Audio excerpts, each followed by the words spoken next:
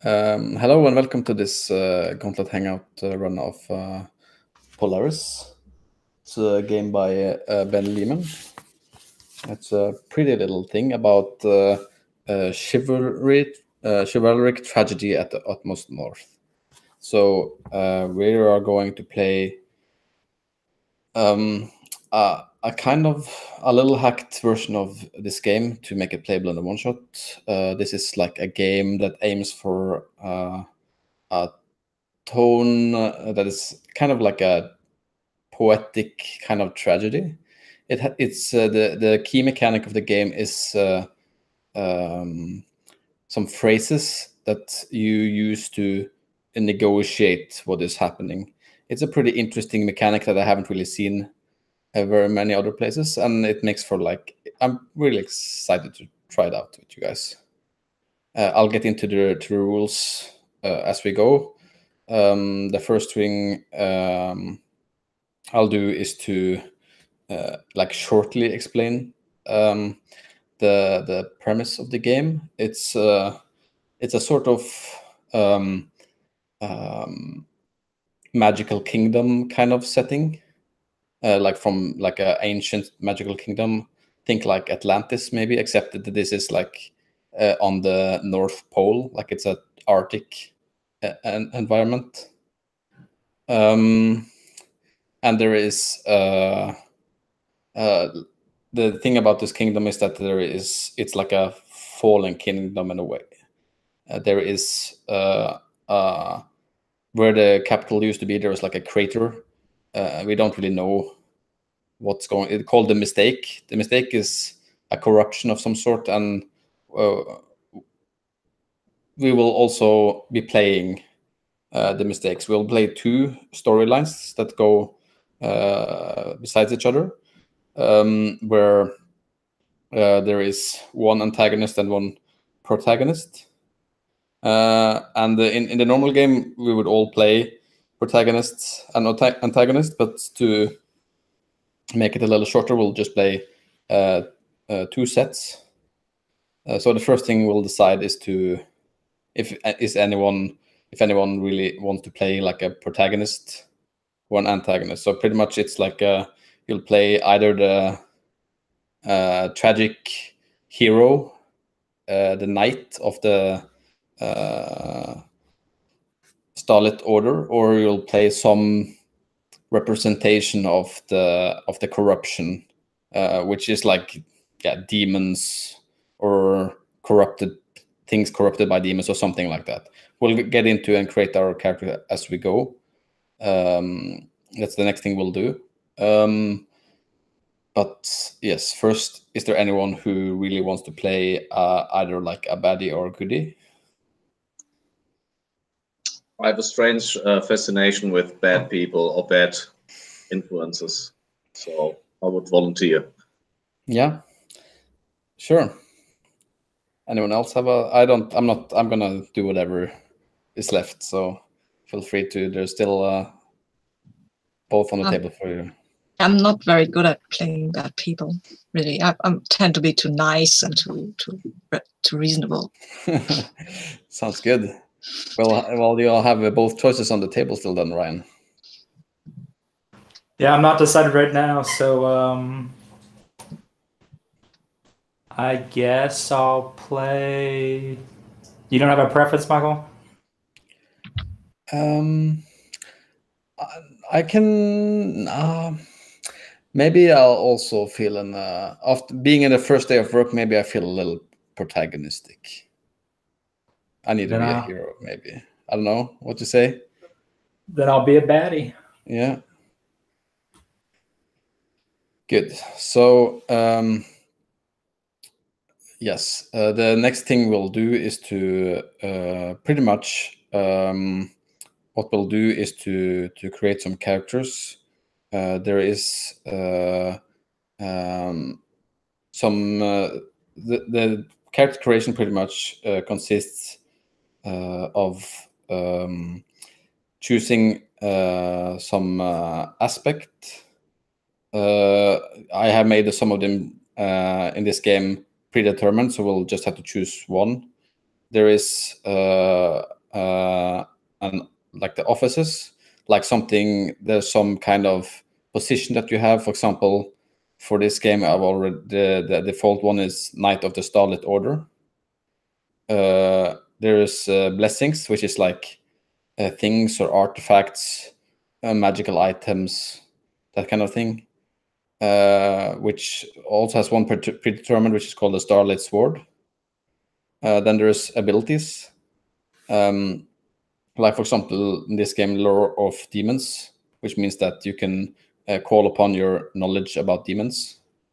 These elements also have an effect mechanically that you can use. Specific phrases needs to use these things, like you deplete them. So, well, the game pretty much consists of phrases. So you'll, for example, I will say, I take my sword and I cleave the dragon in half. And then the antagonist would say one of these phrases. So, for example, that could be, but only if is one of the phrases. And then they can add something, but only if you get mortally wounded in the process, for example. And then you can also say, you ask far too much, for example, then the one who said the original statement will have to scale it down. And you can say, for example, like the one that depletes one of the resources is to say, and furthermore, to add something, or to see it shall not come to pass. And we'll also, we won't have use the dice rolling that is in this game for this game to simplify things a little bit. I won't go into so much detail about the rules here now, because you won't really need it until later, but just so that you understand that these things we make about our character actually can be used in the negotiation in the fiction. So the first thing we'll need to find out next is then to who will be playing in pairs. So we'll have one antagonist and one protagonist in each kind of side story. The other ones will play the new moon and the full moon. If I remember correctly, I always mix them up. So let's see. The full moon, I think that is like one of them rules. They're both in charge of NPCs. So the other players will play NPCs in the scenes where they are not playing the protagonist or the antagonist. The one of them is, I'm just gonna have to just find that in the book afterwards, but one of them plays hierarchical relationships, like where there's a power structure, your boss, the priest, the king, your servant, these kind of relationships. And the other one plays familiar or like friendships or that kind of relationship. And during the creation of like our cosmos that's what the character sheet here is called. For one story, you will also fill in one NPC for each moon, so that you have a character from the start as well to play, so that we can introduce them into the story and have everyone play in all the scenes, well, possibly. So the first thing we'll need to figure out then is like, who will we be playing with? So we have two, me and Sabine will play the protagonists, and Ryan and Horst will play the antagonists.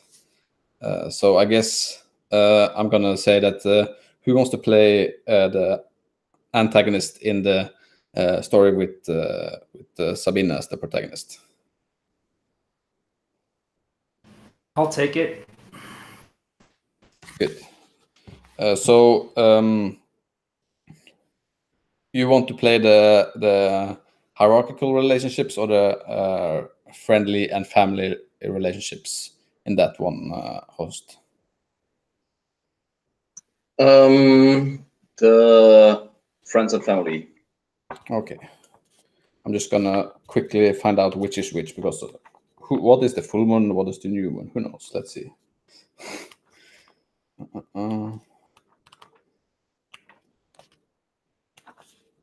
I just realized a few days ago that today is the birthday of my mother, which I didn't think about when I set this game up, so I didn't have as much time to read up as I thought.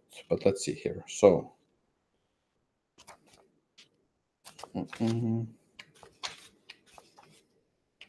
Also, what you'll find out if you read this book is that this is more written as a prose than as a structured rule text.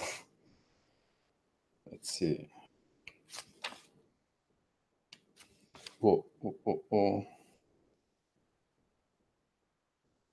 Yeah, the new moon is the familiar relationship. So I'll put your name here, the new moon, and I'll put mine in the full moon. We'll have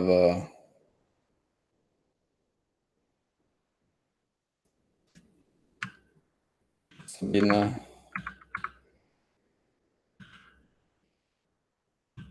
and Ryan and the protagonist, and then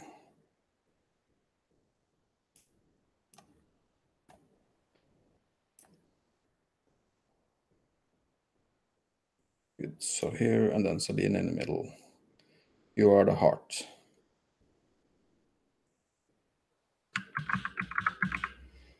So the first thing we will do here is to you can look at some names that they are pretty good to get some inspirations for characters. There is a list. If you look at the handouts on the right side, there's a star name list. Do you all find it? All the names of the characters in this game is star names. There is also translations. I really like some of these names.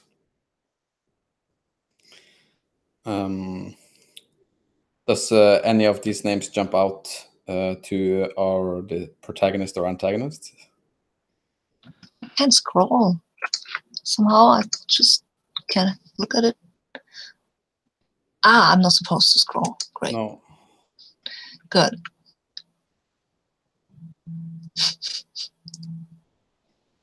Okay. Ooh. I like that one. Or that one. Sorry. I'll take.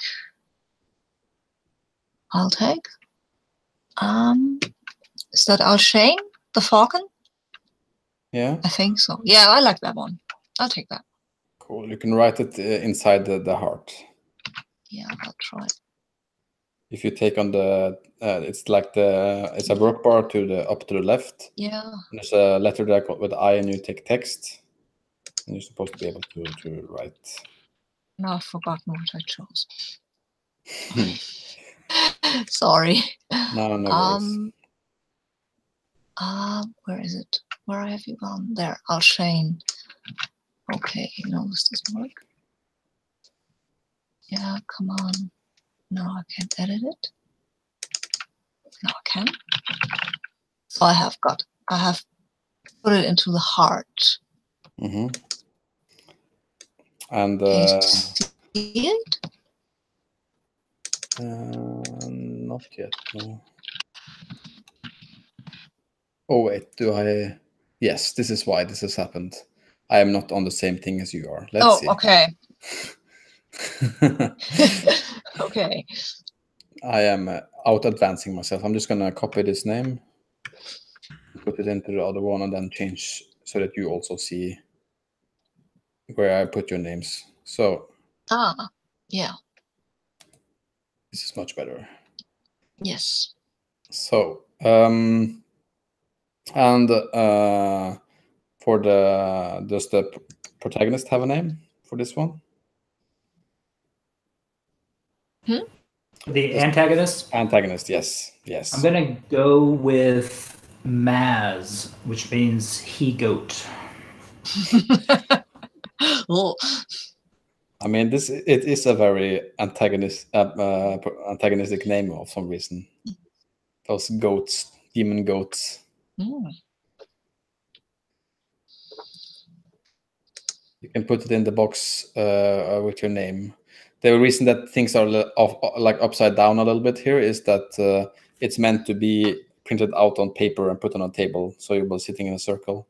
But unfortunately, the internet and my graphic design abilities have not been able to make them formatted for internet play. But alas.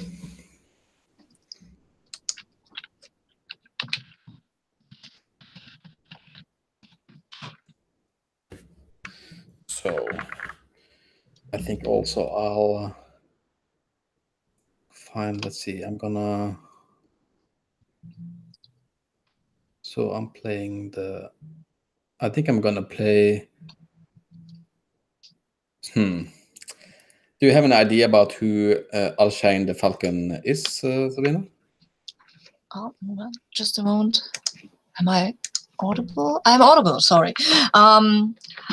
Yeah, I think he's a guy who is pretty tall, and he's a warrior. He is a brave warrior. He doesn't fear a lot of things. It's just not. He likes poetry and music, but he's not very creative in that respect. Cool. And mostly he likes to, well, yes, celebrate or fight. He likes to fight.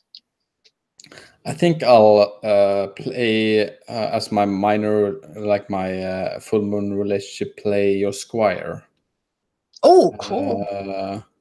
Called, I think I want to call him Salatoni, 2 young goats in the goat team.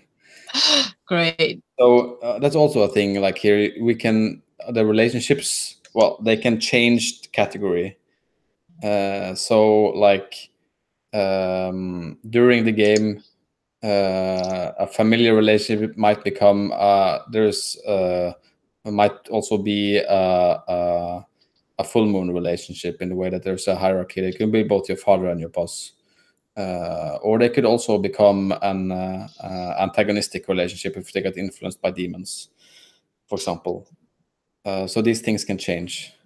But I'd like to reincorporate some goats here. Let's see, I'm going to be...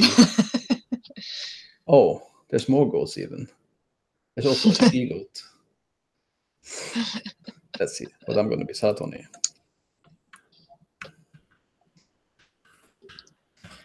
The squire.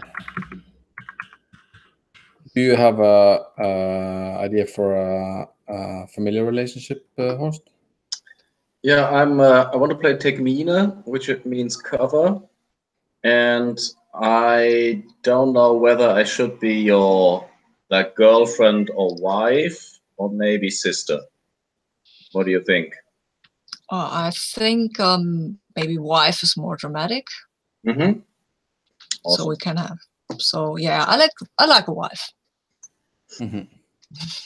Cool. Yeah, we have a nice compilation of side characters here already. But first, I want to know a little bit. Do you have an idea about who Maz is, Ryan?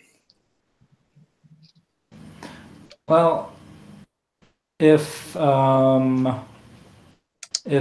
Alshane is like a kind of warrior, are there like I don't know, magic users in this world? There definitely can be magic users in this world. So I'm thinking somebody who does some sort of magic that has to do with the ocean or the sea. Mm-hmm. Maybe an older man, kind of grizzled, graying, Yeah.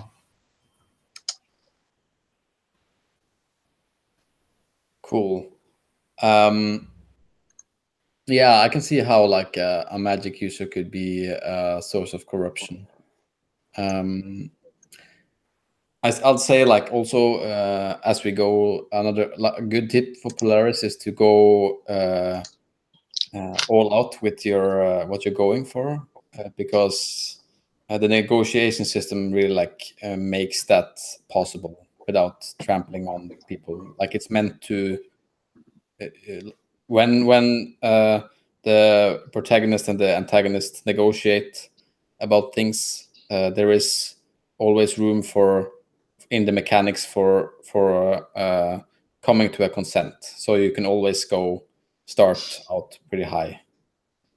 And as I say that, also of course in this game, as all other games on the Gauntlet, we have the X card in use. So for themes that are inappropriate, you're still totally fine to X card things even before something comes to like a conflict or something like that. It's always okay to X something out, either by Xing or just saying X card that or X in the chat.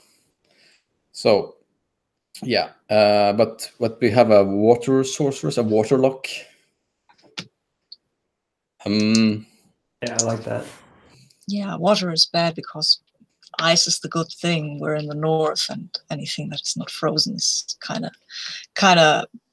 actually really almost like it's going to be warmer, and everything is going to fall down.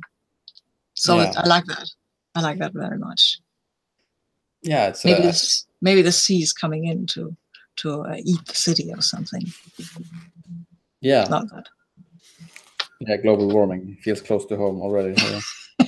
So the last thing we'll do in character creation before we go on to the next cosmos is to choose one other element. So either another office, another blessing, or another ability for our protagonist.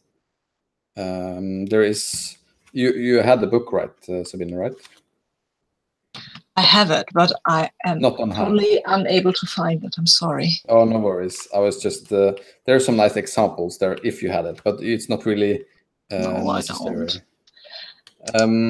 So, for example, there is some office aspects here, which is like the matriarch of Yilden, the sole heir of Chaos Borealis, Aid to the Center Altar, Exile. Like there's a lot of stuff like that for the office. And then for abilities, there is some examples here. Okay, I went to the listings first. Let's see here. There is sculptor, musician, refined, big as an attribute. Yeah. Yeah, I think I have an idea what I want. I would like to have a falcon cloak or a hawk cloak that lets me not really fly, but glide around when I jump down from some roof or something higher, so that I can spread it out and then I'll just glide down to the ground. This needs a very cool name. Yes, yeah, well, now it needs a cool name. I thought of naming it the Hawk Cloak, but that's probably not cool. We can have so Mantle of the Falcon, maybe? Is that appropriate? Yeah? Yes. Cool. So I'll write it down here. I think. I put it on under the blessing. Blessing. Okay. Oh, there. Okay. Now I don't know. Yes, I can. Cool. Great. So, like, pretty much this is our cosmos. We'll not need to go. This is enough to work with for a start, I think. We'll if needed, hash out some more details before we start play.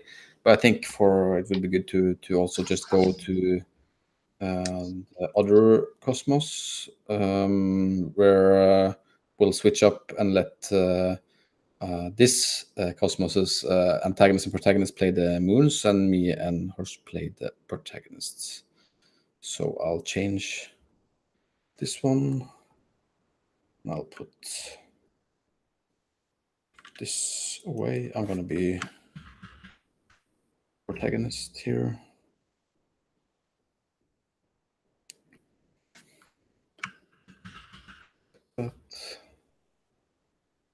And who wants to play the familiar relationships of Ryan and Sabina? I think I could do that. That was the full moon, if I don't completely misremember. And then you'll be playing the hierarchical relationships here, Ryan. So first, let's see if we can find some good names for this batch of characters.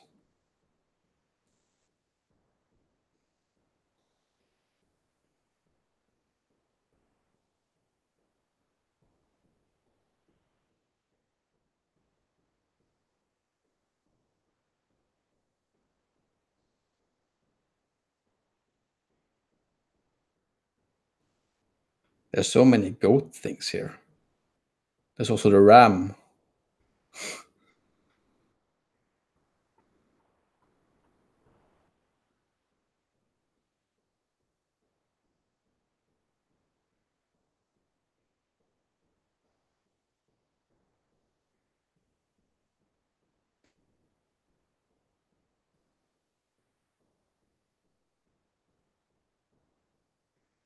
I think I'm gonna go with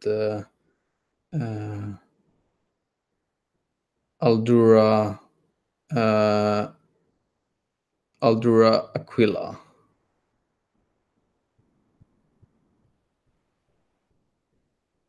Or something like the Maiden Eagle. Except in the other direction.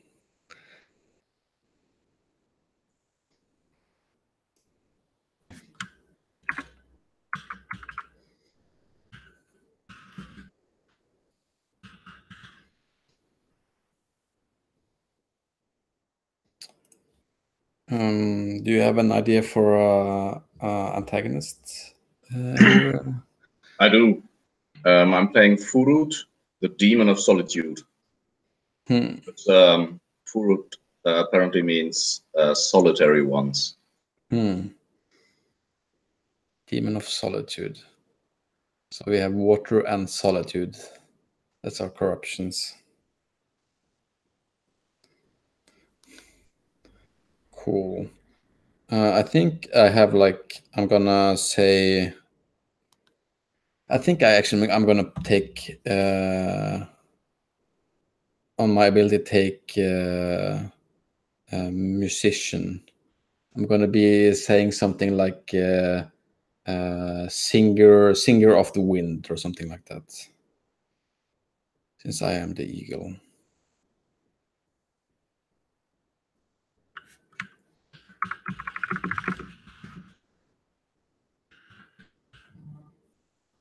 And I think I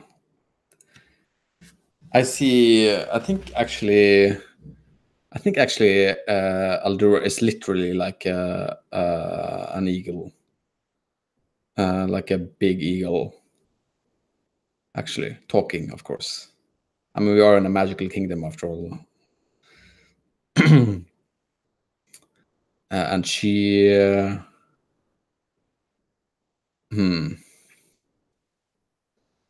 Yeah, I think she is like the.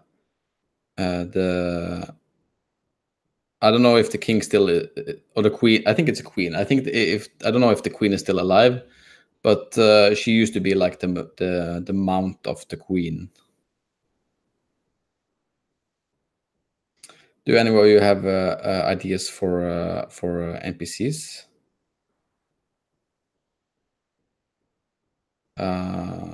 A hierarchical relationship for something like Ryan?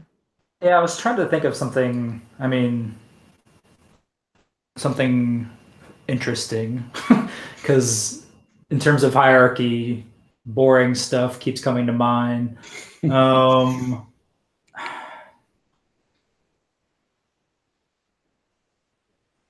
trying to. I really like the name Wezen, Wezen, and it means the weight. And since you're like an eagle, I was trying to think of something that would be below you that would pull you down and prevent you from soaring. Would that be appropriate for hierarchy? Somebody below you, or does it need to be somebody above you? No, okay. No, it can be also below. But I don't know who would be below you in a hierarchical relationship that would be dragging you down. I mean, it could be like something, because I definitely feel like there is Aldura is definitely like in a hierarchy in the way that she belongs to someone, or used to at least. So you could maybe be like something like a stable master or something like that. What do you think about that? Or I don't know, a tamer, eagle tamer. I think because I don't want to be above you. I want to be kind of an obligation that makes it hard for you to do what you want to do. I mean, could it be like a Greek choir that you play like a group of people, the people of the land that ask for the eagle to do stuff for them? Or does it have to? I mean, it's probably easier to play someone if they are actually individuals. I mean, you could say it represents a group of people still, and that would be a person representing them. So that's at least how I see it. Yeah. What if? And I'm forgetting your eagle's name. Aldura Aquila. Aldura. What if Aldura? Has some sort of responsibility to Wezen. Maybe Wezen. Oh, that's too familiar. Okay, I'm making things too hard. Let's go with the one you've already pointed out. So I get an idea. So maybe she is kind of revered as a godlike being because she is, after all, an eagle, and you are a priest of her, temple. So you're below her, but also, well. Yeah, I like that. And that also goes with Horst's idea about the kind of asking her to do things, and yeah, that'll work. I like that. If that's cool with Michael. Yeah, for sure. That's awesome. I like that. It's an interesting dynamic. Sorry, didn't mean to make that so hard. No, we'll make a good ones. It'll be good in play. And Sabine, do you have an idea for a familiar or friendly relationship? Yes, I do. I just need a name. Oh well, I think it's it's not your father, but it's the guy who raised you. Maybe it's kind of your father. He's pretty old by now, and he has a lot to say for himself, and his name is Neckar, which means cattleman. Or maybe he is an eagle, I don't know. Maybe he's just a very old eagle who was sitting in the temple and, telling you what he thinks you should do. Okay. I think I kind of like it being maybe not. It seems to me like it's we are playing in a predominantly human like society. And I would like it to be like a person that I feel like very close family relationship that actually is a human. To not make it like, if you don't mind. Yeah, no, it's okay. So he's your foster father, kind of. Mm-hmm. Yeah, I like that. Cool. Do you have any? How are you looking at your protagonist, Furud, Horst? Who is Furud?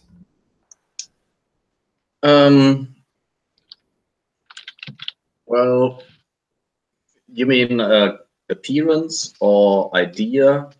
Yeah, what's like your base premise, pretty much? Like what's the most Basic important thing to know about premise Furud? is, yeah, that Furud despises the,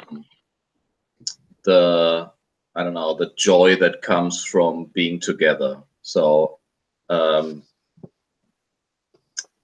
they are like a driving force to isolate people, to drive them apart, either through intrigue or I don't know, like they want to push people apart by yeah, I don't know, spreading lies or yeah, corrupting their heart, so that they either feel like they are a bad influence on others, or that they flee others because they are afraid of them or something like that. Mm-hmm. I like that. I think I have a good idea of how Aldura plays into that. I think probably the Queen, or what was my like. I think maybe even it's like a kind of like my closest relationship that used to be like was she died in the mistake. So when the corruption came to the city and the demons ruined it, I think she died. And afterwards, Aldura flew to the skies and didn't come back for a while.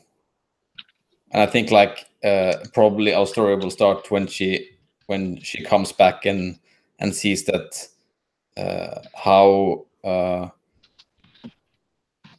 she in a way also represents the corruption that Furud brought on the people, isolating herself after that.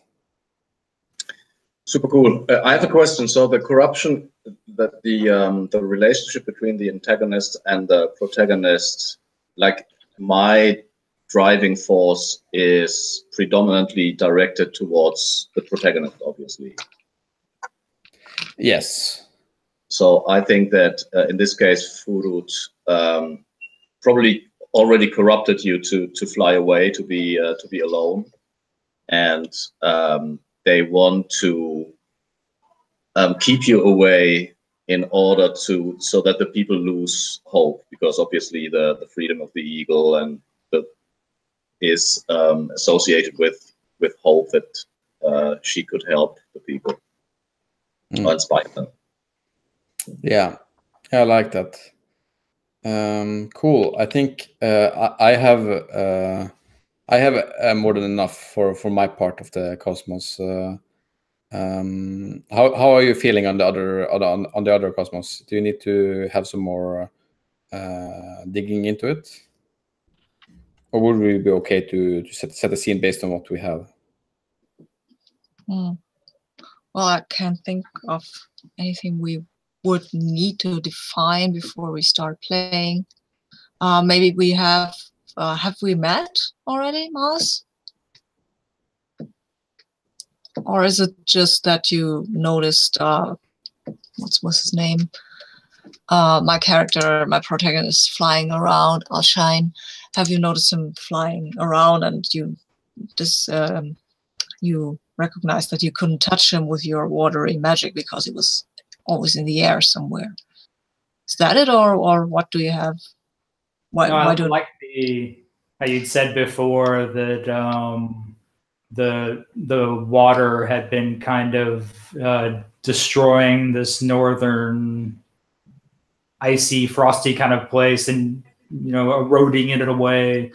So maybe it's for whatever reason, I don't know yet, but for whatever reason, Maz is wanting to erode away anywhere for you to land. It's become a game for him, and maybe not so much fun for you, but yeah. Okay. Cool. I like it. So how this will work in practice, that we'll do rounds of setting scenes. We'll go protagonist, antagonist. So we'll start with Alshan, if you're okay with that, Sabina.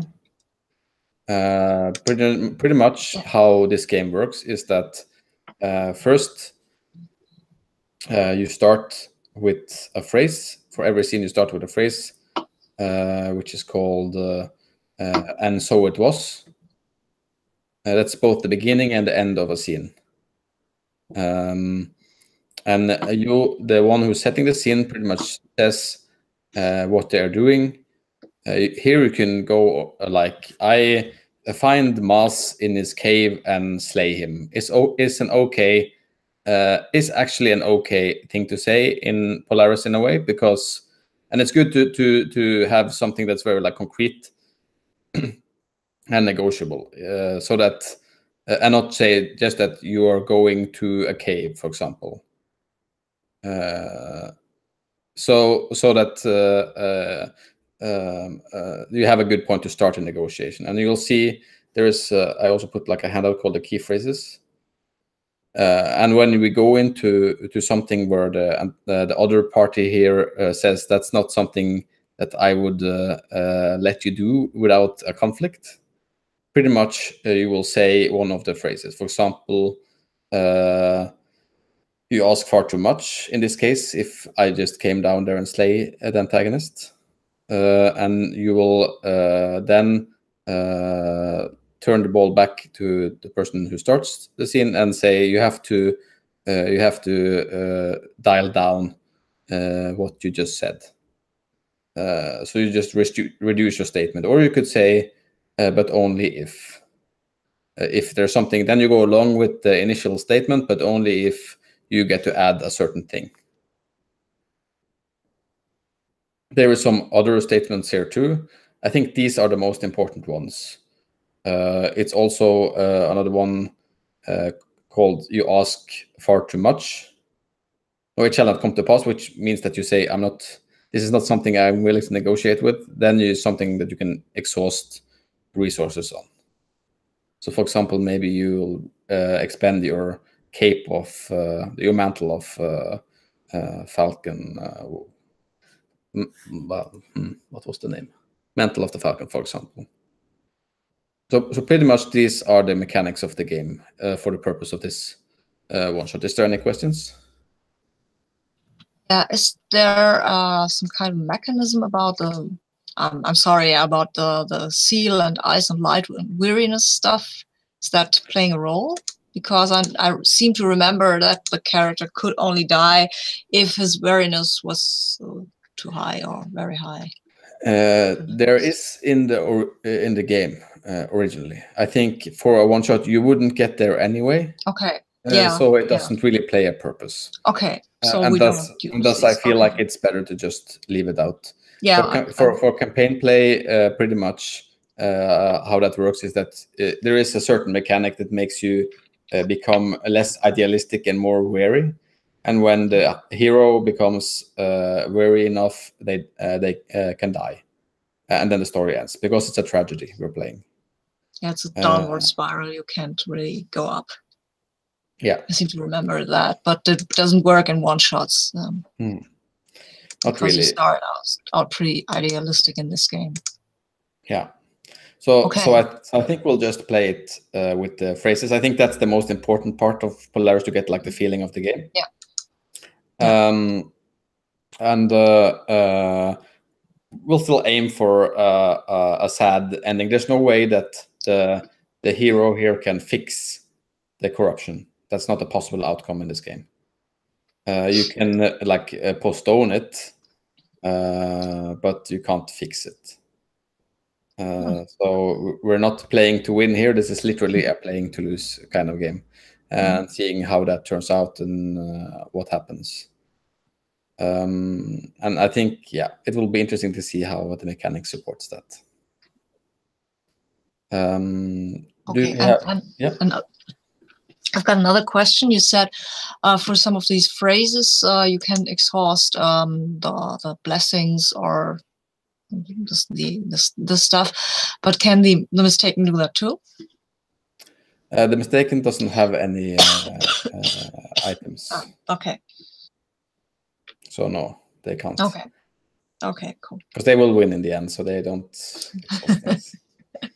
Okay. And as you see here, after a while, I think I'll just leave this to the table. I think if we at any point feel like we are after at least like a round of doing this, if you feel like we found a good ending spot, you're all free to use that phrase in the end of the scene. I think I'll just put that freedom out on the table, and that's but that all happened long ago, and now there are none to remember it. You're free to also ask the table if that's okay, but I'm gonna be crazy after playing the King instead a few times now and say that you're all free to like end the game if you want to. Cool.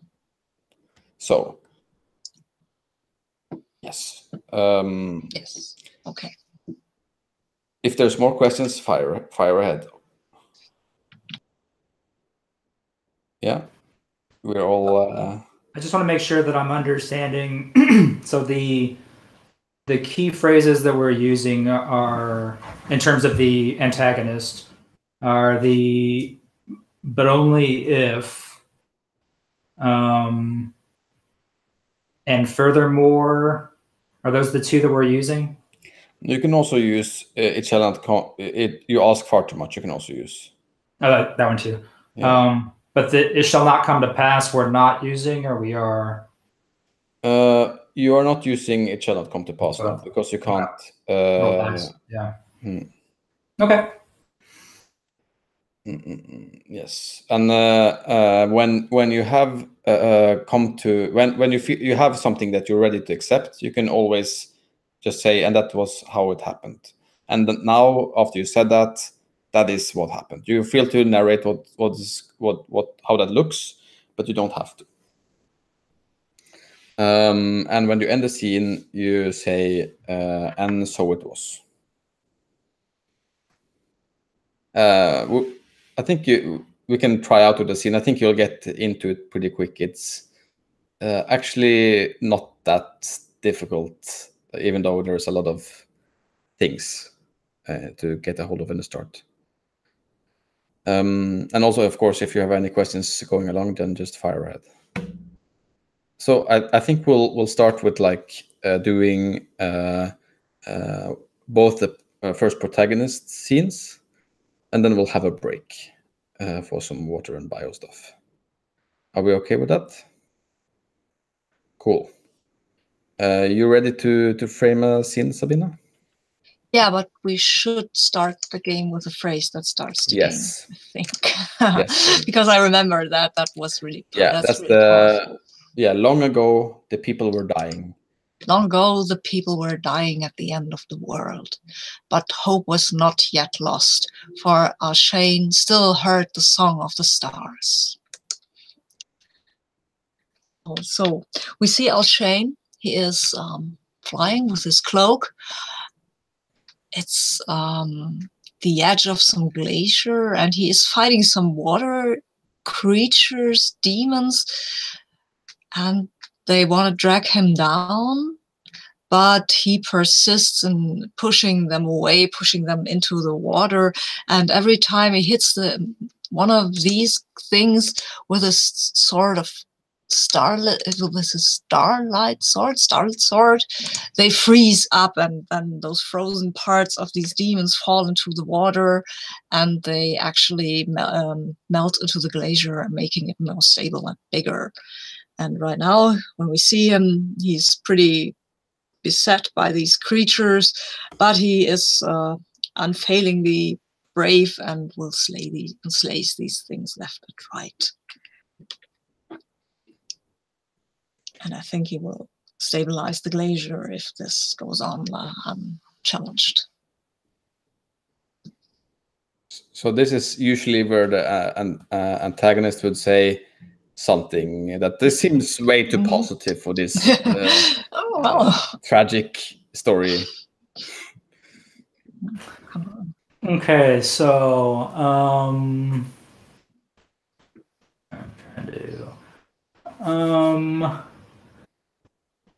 but only if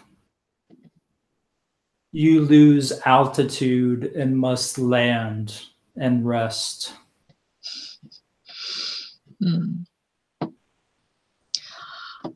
Yeah, but only if I find an outcropping where I can sit and not be in danger of dropping right into the waves if the ice melts.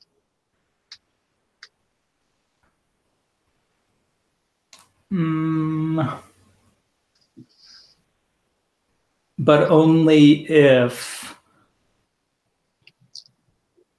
several more ice creatures emerge from around the outcropping of rocks. Oh, and so it happened. I think that's the right one. Yeah. And that was how it happened. Sorry. That was how it happened. So we find Shane sitting on his rocks, these water creatures there, water monsters, I think. These water monsters around the rock where he sits, exhausted, threatening them with a sword. And now he has got to get off this damn rock he's sitting on. So where's the squire in all this? Is he in the rock too? I mean, I'm sure he's been on the rock all along, probably. Looking at Alshane fighting the water monsters. Sadatoni has been. What kind of weapon? You used a sword, right? I think he is giving you starlight to put on your sword to fight the monsters. Now he's like, I think he's like standing with his like pouch of starlight and hunching over it, or like shivering. Well, that went reasonably positively. So I think we've managed to stabilize the glacier, but we seem to be in a bit of a pickle. You can't fly, right? No, sir. No, sir. Oh, that's too bad. So I guess we'll have to fight through these damn water creatures to get back to the city.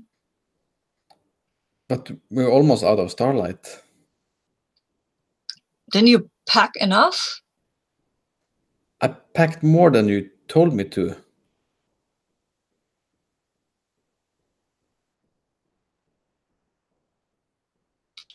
I thought I told you to pack. Oh, I think the plan. We use the last of the starlight. I slay these things and you run like the sun is burning your hide, right? You can do that. He nods at you, and you see his like clear blue eyes, clearly looking very afraid. But you see him bite his lips and say, "Yes, sir, I will run." Good. So he pats you on the shoulder. Alashane is rather big, a rather tall fellow. He's not really that big or muscly, but he's tall. He has black hair and kind of a falcon-like face with these bright, burning eyes that seem to pierce your own. They are golden. Yeah. So he puts the starlight on the sword and then breathes a bit. And then he just jumps down the rock and engages the water creatures, which he hits with his sword. And as before, they will turn to ice. And you can see Sadatoni getting off the rock and running. While Alshane is slaying these water creatures. That's your turn, right? I think. Mm-hmm. So are we still using the phrases? Yeah. Okay. Okay. So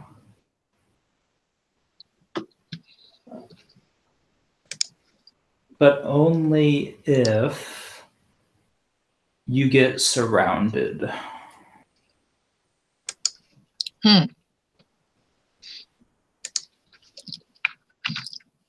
Hey, but only if Salatoni makes it.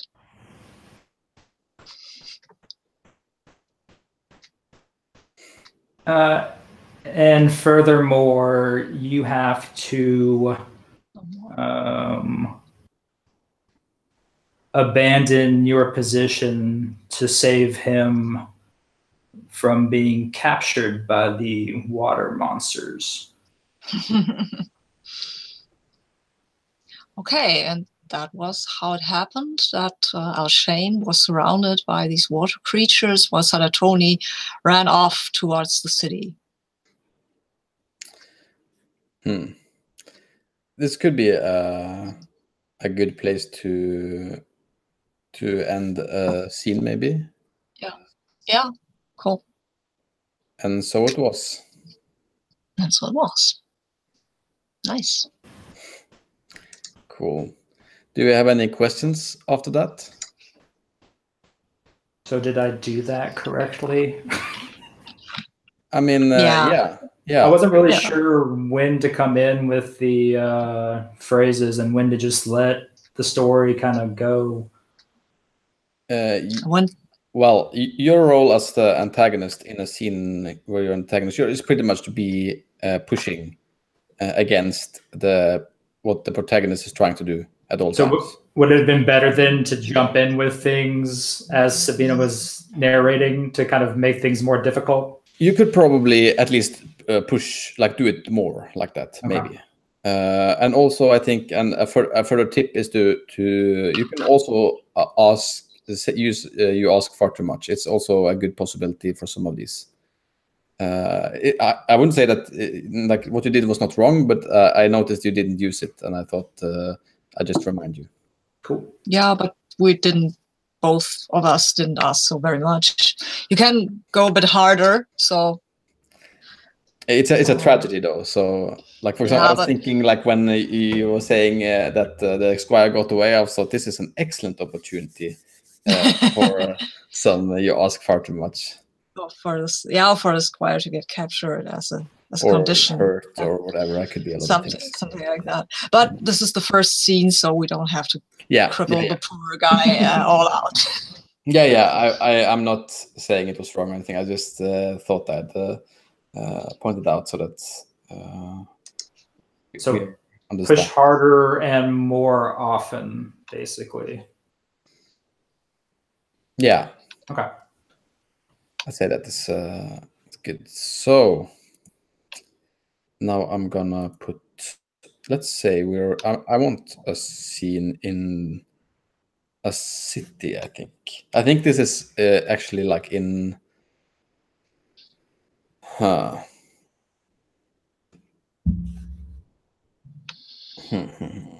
So first I have to move the thing here. So I think the scene is Aldura Aquila flying over the now like more scattered landscape with the melting rivers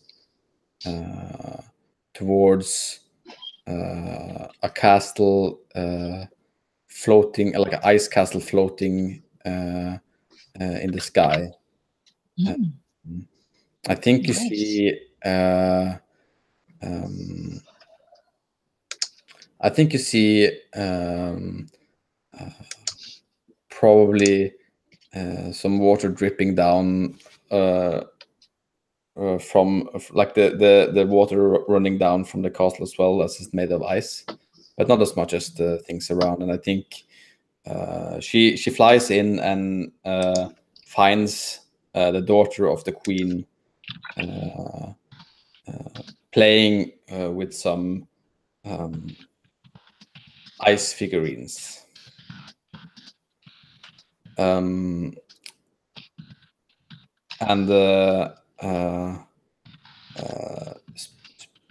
says to her, and I'm gonna say that this is probably a new moon relationship I'm putting in here. Okay. I'm the new moon. I'm the new moon, aren't I? Sorry. No, I'm the full moon. Sorry. Yes. It's Ryan. Ryan's the new moon. I think I'm gonna call her what? Let's see. Chiara. Chiara. Yeah. Which is called Joy. Not sure if that's how it was, but I think it was like that. So, my girl, you're to be the queen now. You have to unite the people. We have to bring you to them and show them that there's still hope.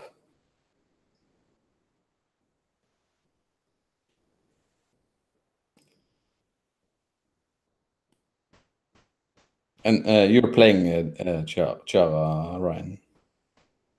She's your character. Sorry, just to be clear, I'm not using the phrases now, right? That's gotcha. Okay. Only the antagonist and the protagonist can use the phrases in a scene.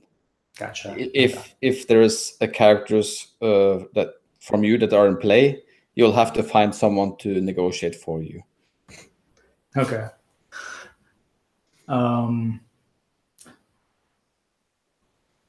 But how will I be the queen? You will be the queen as your mother was. Strong and kind. But I don't want to be the queen. It's too much. I don't want the responsibility. Child, your mother didn't want to be the queen either. But someone has to be the queen. If not, we'll all be lost and alone, lost to the to Furud. I think at that moment, there is I don't know which phrase to use, but you will help. There is, when you say, if not, everything will be lost to solitude, you feel a very strong urge to just take flight and go away from these stupid people.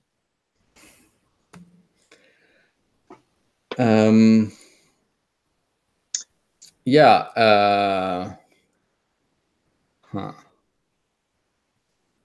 So I think you ask far too much. If you would find something in the room that gives you hope, that feeling of that strong urge might be overcome.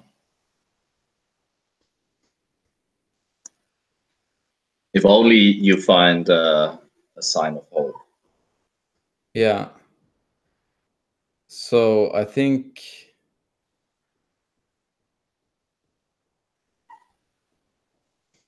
so. I'm not completely clear on what you're asking me to do here, though.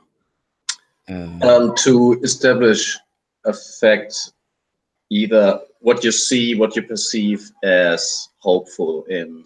Yeah, cool. I think Aldura looks down at the ice figurines on the floor, and I think she sees like a figurine of the late queen on a throne there, I think, and I think yeah, Aldura says to Chiara, I think also you see that someone needs to sit on the throne. and I will bring you to it. I will bring you to your people. Can I demand something from her? Furthermore, what's your name?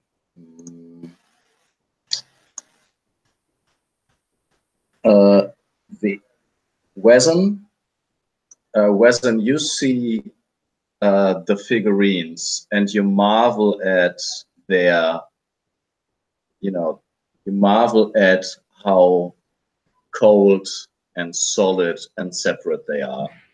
And you couldn't imagine to be among the people. You want to be, you see the ice statues and you just want to be alone and not among others, not above them, not below them, but away from them.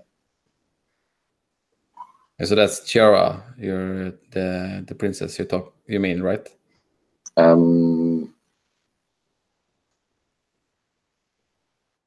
The girl playing with the figurines. Oh, I'm sorry. The girl that are playing too with the figurines, yes. Yeah. So how does Chiara react to that? Oh, so I can. Okay. So pretty much like how this in a position now that where I the protagonist want to take you to a place. So if you the player of this character wants to do otherwise, then you have to ask the antagonist to represent you in a conflict. So am I playing the protagonist now? No, but you can if your character Chiara here doesn't want to go to the people, to the throne with Aldura, you'll have to be represented by the antagonist in a conflict. So what I'm asking you for now is for your character to show whether they want to or don't want to come with Aldura. Well, so I think she certainly will give into this feeling of not wanting to rule and will play with the figurines. And how old is she supposed to be? I think maybe like, let's say, like just before her teens, like 11, 12. Okay. So not stomping and pouting. But yeah, she gives into the antagonist feeling and refuses to go to the throne and plays with the figurines. Yeah, and I think you see Aldura like look over her and like just, I think not really saying to her, but like at the room, my girl, you are too old to play with figurines. And I think as she does that, I think she looks at her and says, "You have to understand, there will be nothing more to play with." And I think she takes Chiara on her back and flies her to the city to be presented to the people as the new queen. And now you can react to that antagonist. Yeah, I asked the rest of the. Is that a good ending point? The two of them flying to the city. But you could maybe include her, but only if she takes her figurines or something like that. If you wanted to just give me what I want, then if you want to, then you say, and so it happens. And so it happened. Okay, and I think you see like the last bit. You see Chiara on the back, like the little girl in the. I think like she's in a like white silk dress, and you see like her hair standing out behind her as Aldura like descends on the city, and And I think in the middle of the city, you see this big temple, which is, I think it's like a huge, like round, like dome, all made of ice, in like almost like blue, like shining the like blue lights, almost like in like a like vertical column up, and so it was. Cool. And you're right, Sabine, I should have used also the starting phrase. Is it like the two stories take place in the same world? Yes. And it in a geographical, like, is it close by? It's in the same setting. So usually when you would play Polaris, there's possible to like intersect things more. But I think also for like simplicity's sake, we're here kind of having them being in parallel. Yeah, but like stuff that's happening in one storyline will affect the other. Yeah. Cool. Yes. Good opportunity for reincorporation of things what happens in other story, for sure. So we have played through two scenes now. Are we starting to get a feeling for how this works? I think so. Sorry for all the starts and stops. No, it's fine. It's a very different game than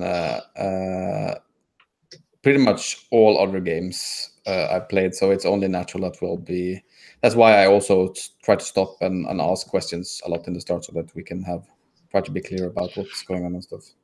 I think it's cool when the protagonist clearly states their intent. So I want to achieve this, and then the antagonist can say, "Well, no, my friend, this is not what's happening."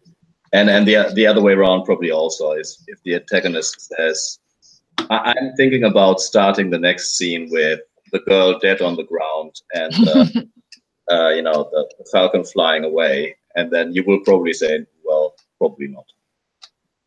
Yeah, that's. I realized that I was a little awake in the start of the scene. I tried to do it also with the going away, be more clear what I'm doing, so that you can interject. But for sure, that's a good point.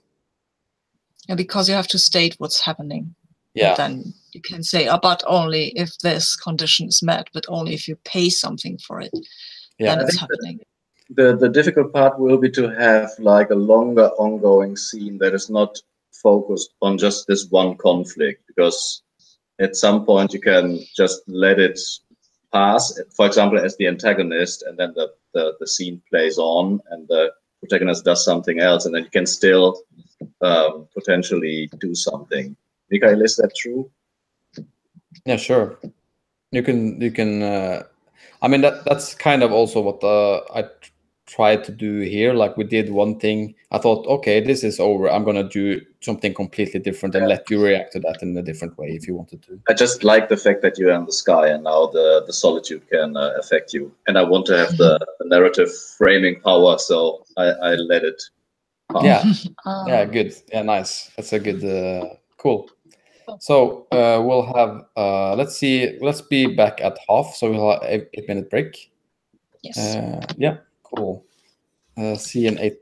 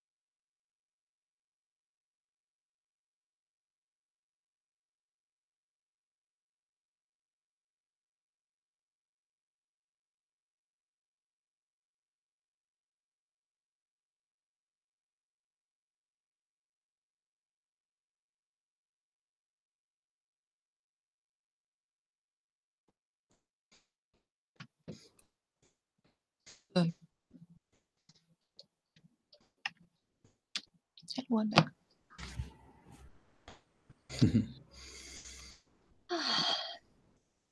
This is a bit of a strange one.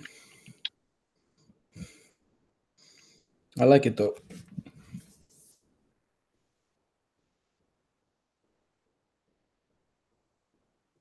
So how closely are we following this flow chart in here?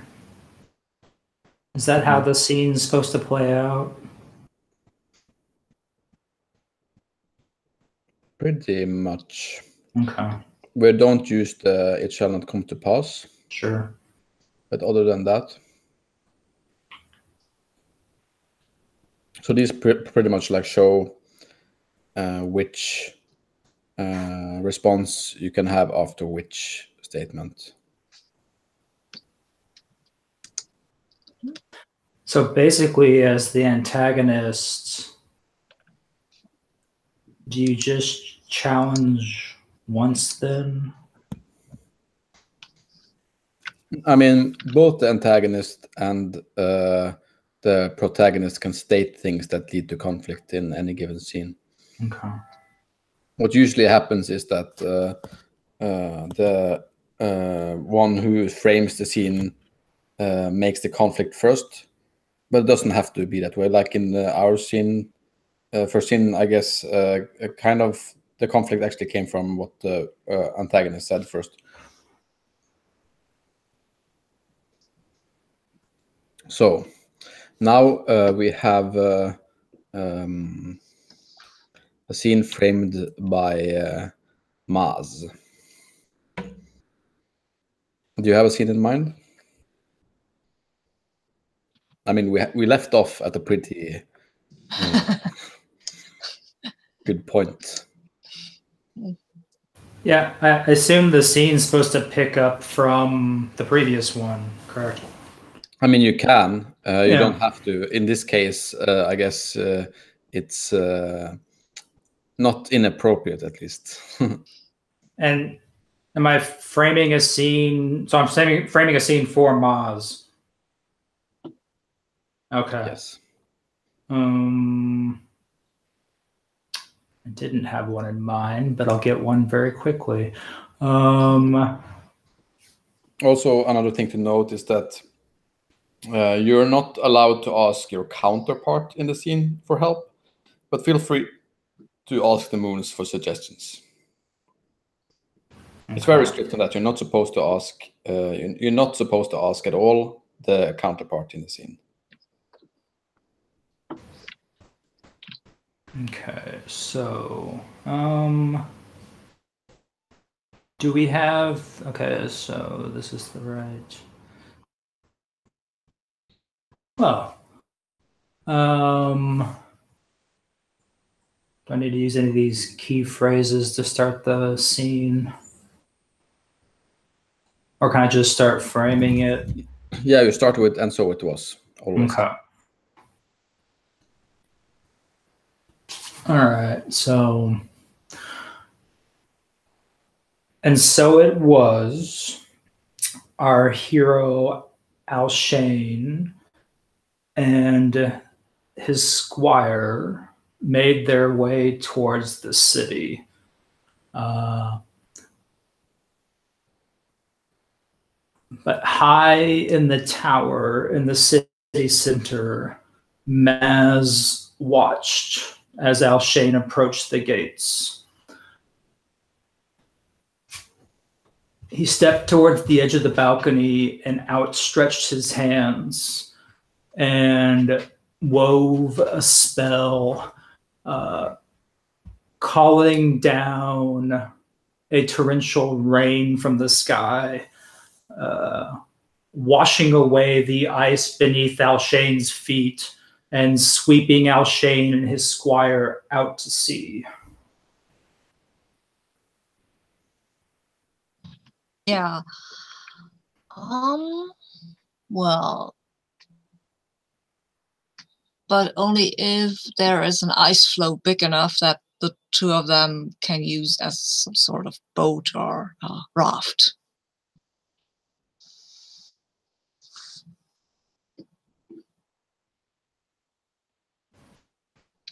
Okay.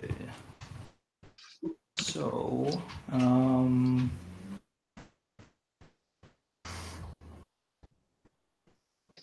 okay. I think I'm okay with that. So, When you say, and that's how it happened, if you okay. And that's how it happened. Alshane and his squire were swept out to sea on a drift of ice, and Maz called down bolts of lightning, breaking up the ice and throwing Alshane into the sea.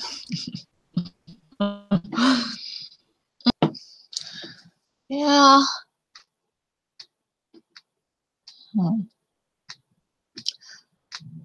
But only if there is an island Alshane and the squire can reach and swim towards it. Hmm.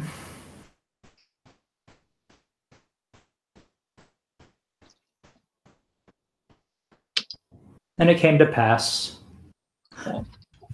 Alshane and his squire landed on a small island off the cliffs of the city, out to sea. But the island was covered in lizards made of water, Ooh. who scurried to the beach to meet Alshane and his squire.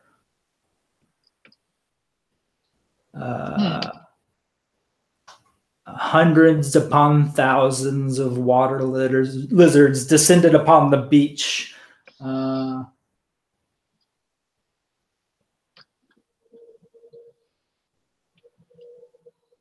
And consumed Alshane and the squire. Oh, you asked by far too much.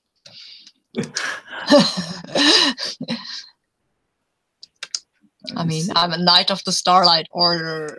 Shane is Knight of the Starlight Order. He won't be devoured by some lizards. Come on.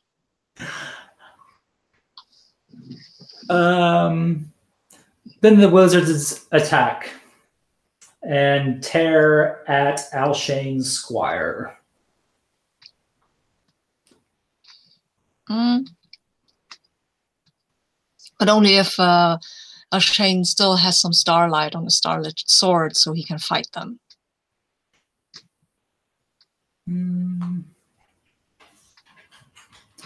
And furthermore, it was the last of their starlight. Okay, and so it happened. And Alshane rescues the squire and defeats the water lizards, but is now stranded on an island off the coast of the city. Good thing he can fly. And the sword is no longer starlit. Well, okay. So do we call it a scene, or should I go with my protagonist? I think I have a scene for the protagonist coming up next. It's pretty clear what's going to happen, but yeah. It felt like a scene to me. Yeah, to me too. Okay. And so it was. So it was. And so it was. Very nice. Cool. Now we go over to our other story where, let's see, I'm going to change the screen.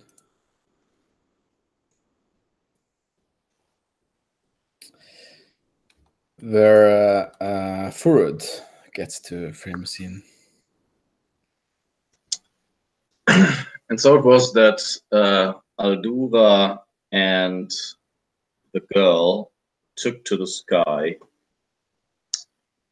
flying to towards the city and the Dome Temple. And the girl, whose name I've forgotten, is very light in the beginning, like paper, light as a paper. But the more you fly, the heavier the burden gets. and you remember the times when you were alone, flying above all the misery. And if only you would turn a little bit to the side, that heavy burden would fall. And so it happens. The girl falls to the ground, her bones shattered, and you take to the sky. You ask far too much. I know.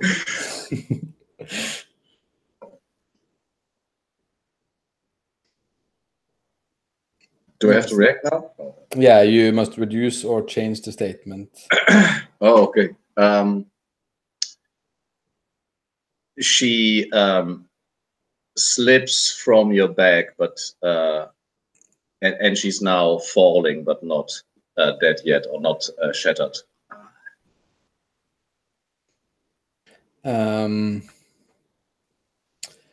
Yeah, but only if I can catch her before she hits the ground.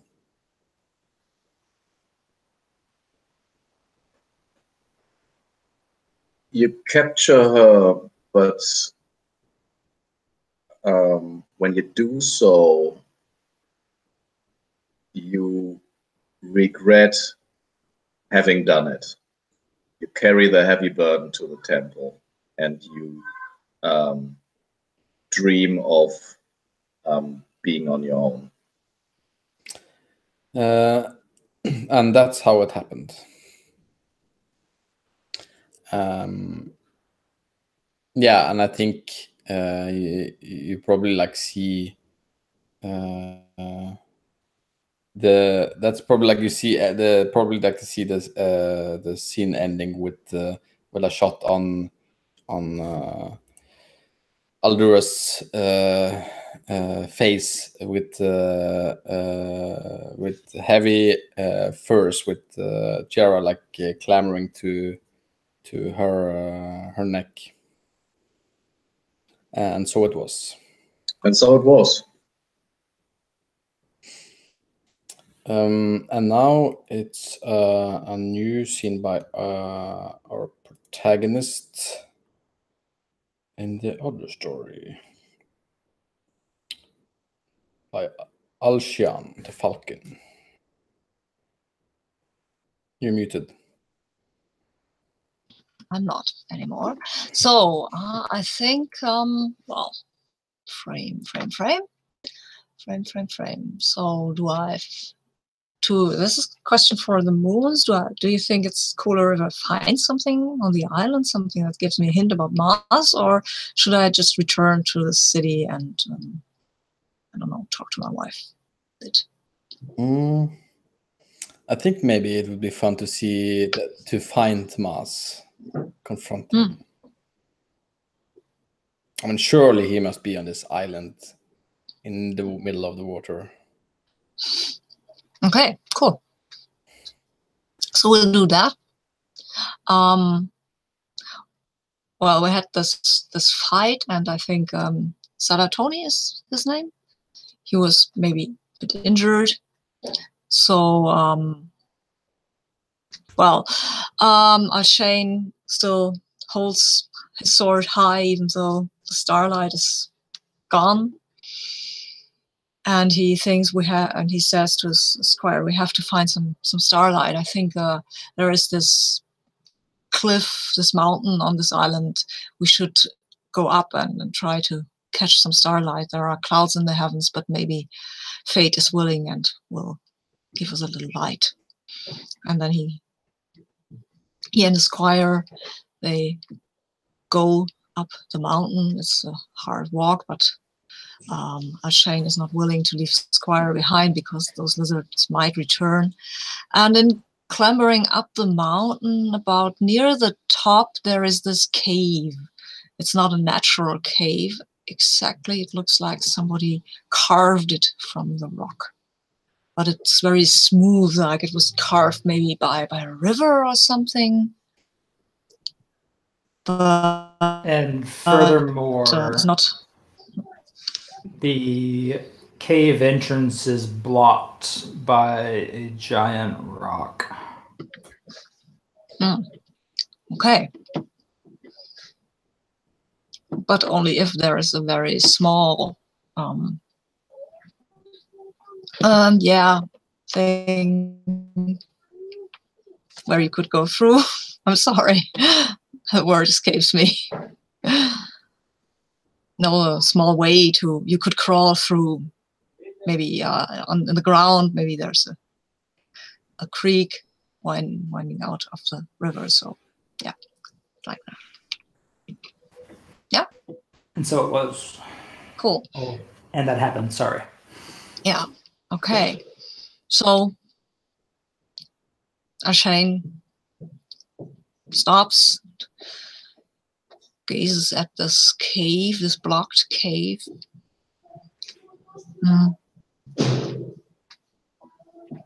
And I think he asks his squire, Salatoni, do you think you could fit through and look at if there is something helpful in this cave or something evil? He looks at you with, you see his, I think you notice how pale he is from the earlier fighting, and he says, I couldn't possibly fit through that tiny crack, my lord. I've eaten too well. And alas, I am injured, terribly injured. Oh, well, then do not worry. I think if I get into the water, I may be able to swim into this cave and look at it, because I have a feeling that this might be important. Squire, and he hands you the sword, guard this sword with your life. And then he turns away, and he gets into this.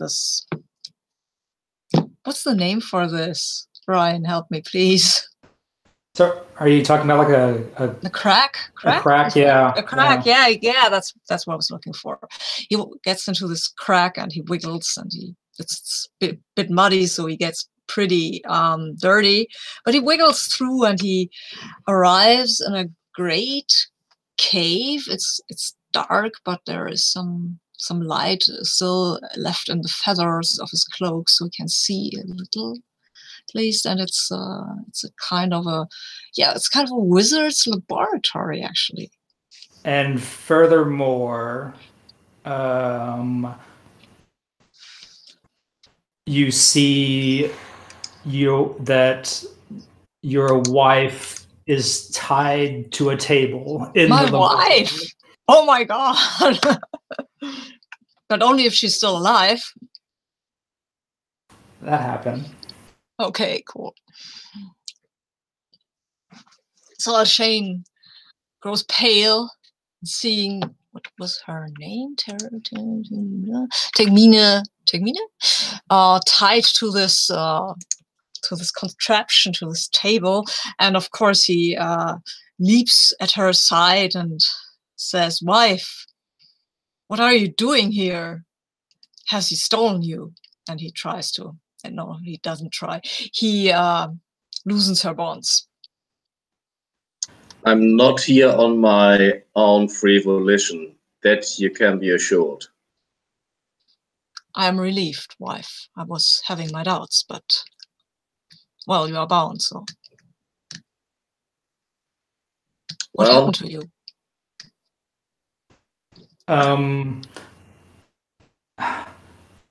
So you loosen the bonds, but only if you don't notice Maz behind you. And so it happens.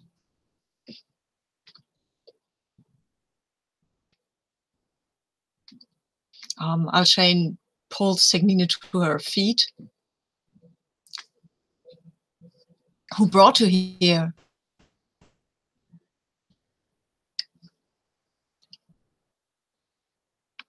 Hello, my wife, you are still muted.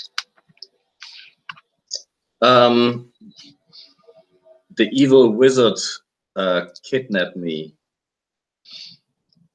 Maybe to lure you into a trap. Well, Alshane looks around himself and tries, and he spots the wizard standing behind him. And furthermore, the wizard shoots lightning bolts from his fingers at both you and your wife, killing you. Well, you asked by far too much. Come on, killing us. Stunning you both into unconsciousness. Okay, but only if I still have my cloak. Cool. That happened. Yeah. Yeah, and so it happened, and I think that's the end of the scene, right? It sounds good to me. Yeah, sounds like you can then torture him or something. And so it was. And so it was. Nice. So now we're back to Aldura. Mm-hmm. And I think she flies down over the temple, not square. It's a circle, like the gathering spot before the temple, and sees. I think sees like the crowd standing there waving at her. Among them, Wesson, I'm sure, and lands on top of the podium in the middle. Presents Chiara and says, "Here is your new queen, people. She will lead you together," and the crowd roars in celebration. Well, two things. I think that the crowd roars because they see in your face the doubt of, is this the right decision? So I think that there's a what's a good adjective for silence? Leaden, is that a word? So is this but only if, or yeah, only if, like, you land and you say what you say, but only if the crowd is silent and your face, the expression on your face betrays you.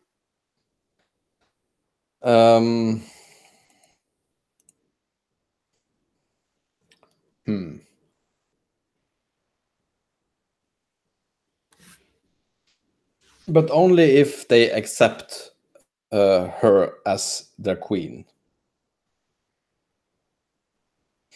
But only if immediately after you landed and they hesitantly accept her as a queen, you take to the sky and fly away.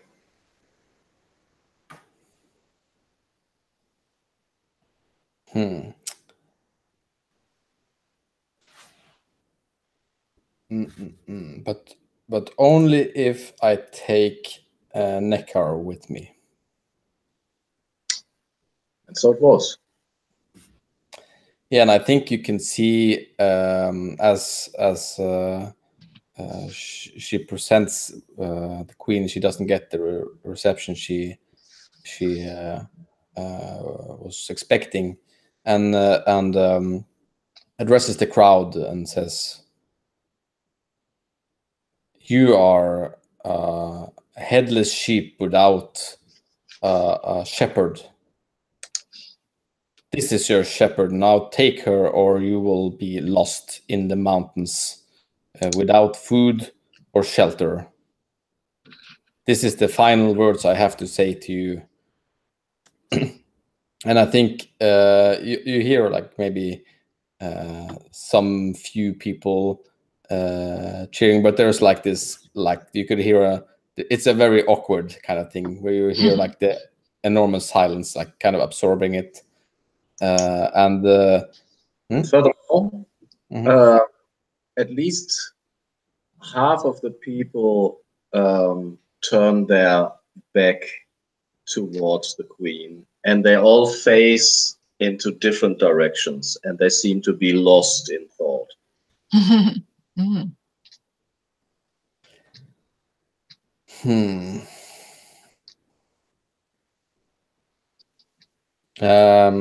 And that's how it happened.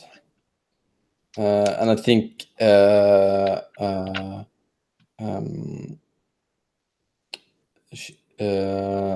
Aldura takes looks over at Neckar and says, "It's time for us to find the cliffs where I grew up and leave these people be." I will come with you, child, but we must talk. Very well, father. I'll let you talk. But first, we'll have our flight in silence. He sighs and looks at you sadly, but he comes with you. And so it was. And so it was. And so it was. Cool. Now we'll have a scene, an antagonist scene from Mars.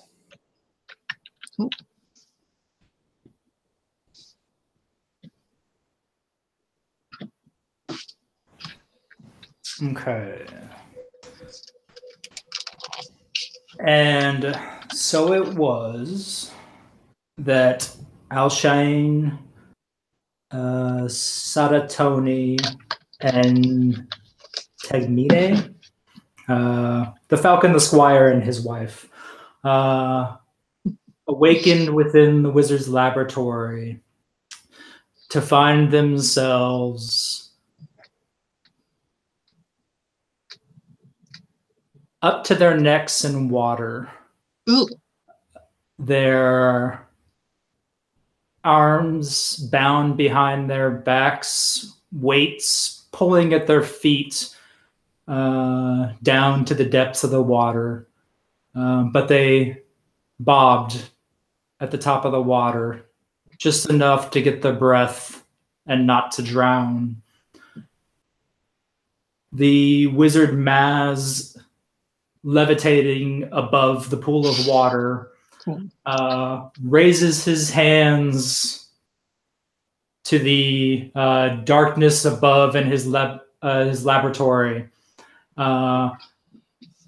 and whispers an arcane spell as the water rises above their heads and they drown.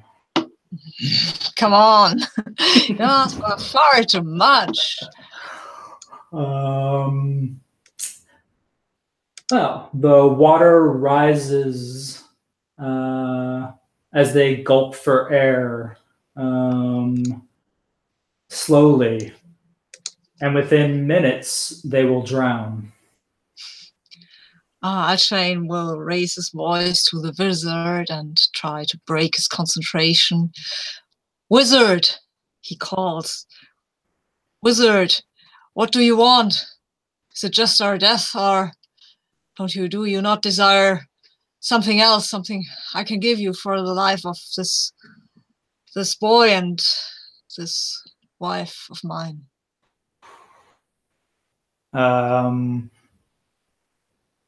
The wizard stops his spell, the water just beneath their mouths, and laughs. And he turns to Alshane and says, well, you could win. You could defeat me. That could be fun. And then he raises his arms again, and the water begins to rise once again, seconds away from everyone drowning. Well, Ashane will start struggling in earnest now, and those bonds, they are heavy and made of, I think maybe but they were made of watercress, which is not so very hard to break. And Ashane is a strong I think you man. asked too much. Oh, come on. Not watercress. Okay, so these bonds are made of algae, some sturdy stuff. They are entangling legs and arms. And furthermore, they are poisonous nettles. Ooh, cool. Yeah, and so it happened. There were those poisonous nettles. But Ashane, he fights. And he will fight his way free of these poisonous nettles. So he will be wounded, but he will fight his way free, and he will attack the wizard and break his concentration, throwing him down, so that neither Sabatoni nor his wife will drown. Nah, you asked too much. Either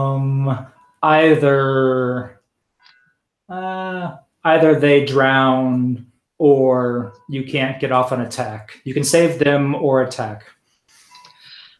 I think I will attack. This is a tragedy after all. And so that was how it happened. Yeah, so Tekmina cries out.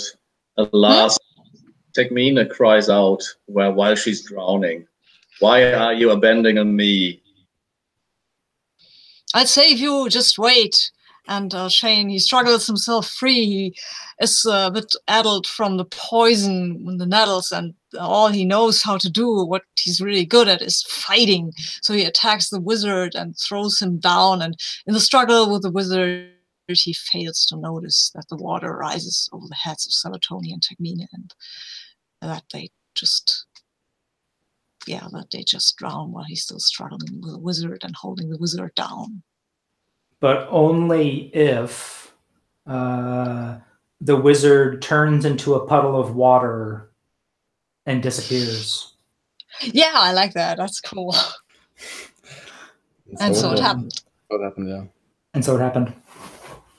And I lost my two NSCPCs. Damn. And I think that feels like a scene to me. Yeah, I think you see like as the water like goes down. I think you see Sabatoni like at the wall, and I think you see he's almost like gurgling like this like thick blue liquid out of his mouth, and like looking up at Alshane. You were supposed to save me. That's what they said. You're the savior. And then I think he also like kind of like liquefies into like this kind of liquid goo. Yeah, and you see Alshane sitting on the floor, just his fist still in the puddle that used to be the wizard, and crying out, "No, but I tried to save you.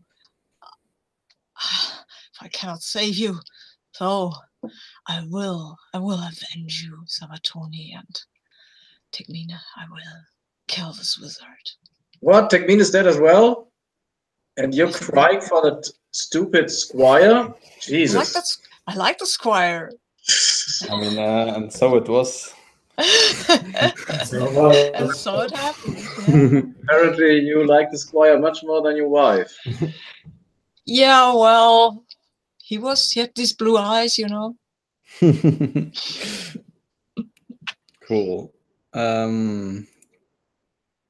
Back to our other antagonist. So, let's see.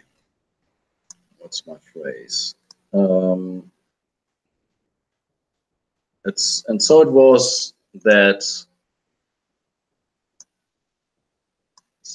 So it was that Aldura and Necker flew in silence to the cliffs where Aldura was raised. And they land in the, I don't know, in the cliff where she was hatched, I guess. And there's a shrine of white marble with, I don't know, have we decided if Wezen was in the city? Maybe she wasn't. She didn't appear in any scene up until Yeah. now, so she can be there. Yeah, I think Wezen is praying at the shrine, but the shrine has a crack in it. From that crack emerges an incredibly thin, silvery figure, like a Giacometti statue or something. And we see Fudu for the first time. Nice. Fudu, excuse me, Fudu for the first time. And he crouches down to Wezen and whispers in her ears. Aldura has abandoned you and has abandoned your belief. Strike him down and your people will be free. And Wezen rises when the falcon lands, takes her glass dagger and thrusts it into Aldura's chest. The end. You ask far too much.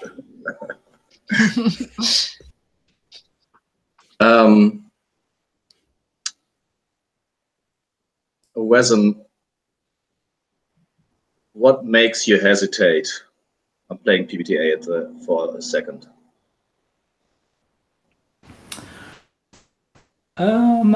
I think that as Aldura lands, the sun glints off of something and kind of for just a moment blinds Wezen enough that she hesitates before she lunges forward. But only if you still feel the hatred for Aldura in your heart. So yeah, so the funny thing here is that, of course, Wezen can't negotiate for themselves. So Yeah. still,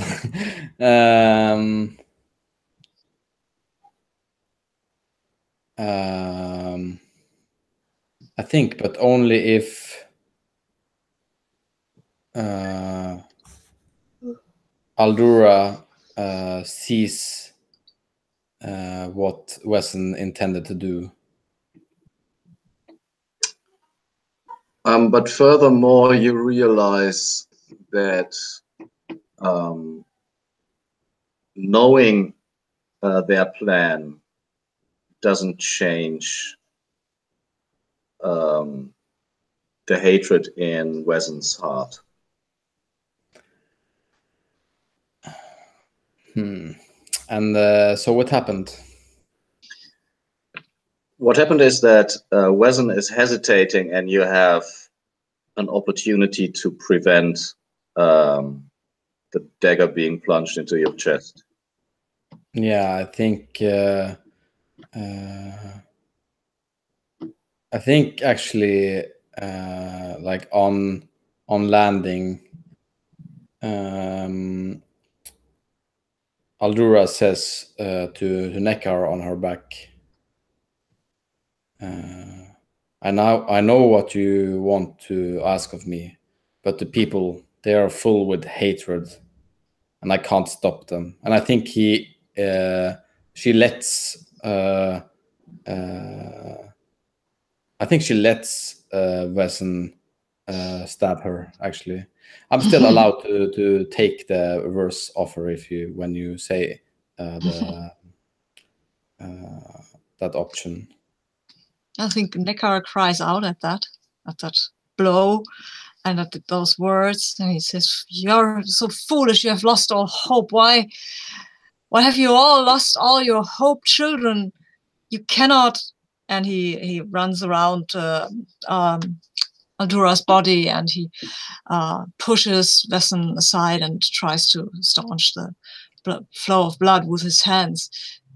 "Let the old people die, maybe. That is our place, not yours. Yours is to live." Aldura is not dead yet, but she is mortally wounded, and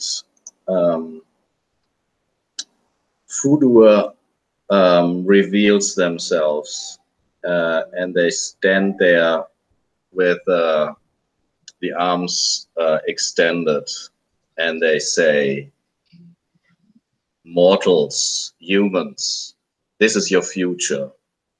Go and despair." And the two of them, they leave the shrine, being alone forever.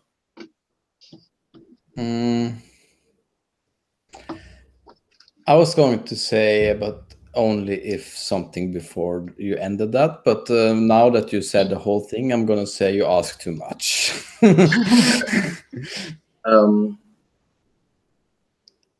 So they do leave,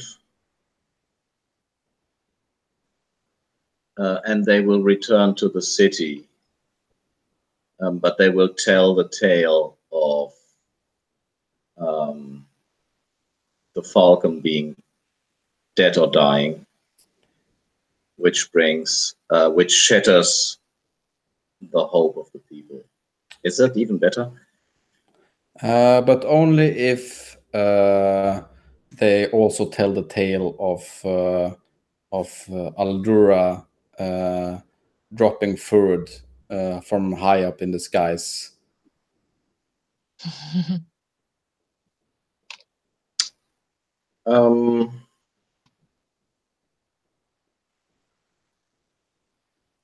But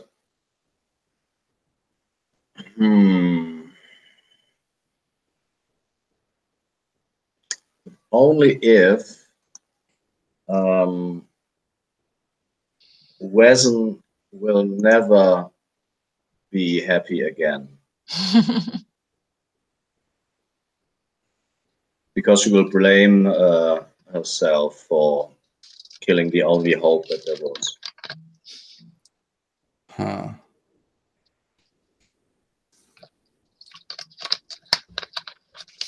You ask far too much. So let's have what is at stake here. Yeah, I think. Yeah, for me, I think it is important for Aldura that her followers doesn't get like unhappy forever. But the step towards that is, so do you imagine Aldura is sweeping up Fudur and take to the sky? Because you talked about having them dropped to the ground. Yeah, I mean, I imagine that what I already conceded is that the corruption that will happen. I mean, I think that's established. But I think like what's on the line is like the legacy of what happened. Yeah. And the consequences of the followers of her like cult, Aquila cult or whatever. Mm-hmm. Like there's some kind of like Jesus went on the cross thing and not. Yeah. Well, so, but furthermore, but only if So there will be hope, but only if the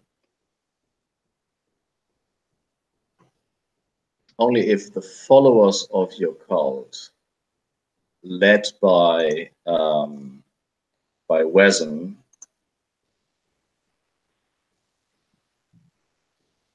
like can't have the like what I would argue is that there are people who still have hope, but the idea of the Falcon, the idea of the cult itself is corrupted because Wesen has lost hope.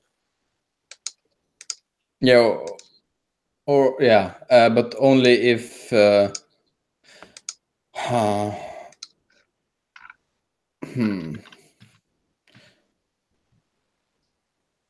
yeah, okay. Okay, and so it happened. You can still ask things. I mean, if you are not really happy with that ending. I mean, I am, but I was about to suggest things. I'm not going to do that because that's in the rules.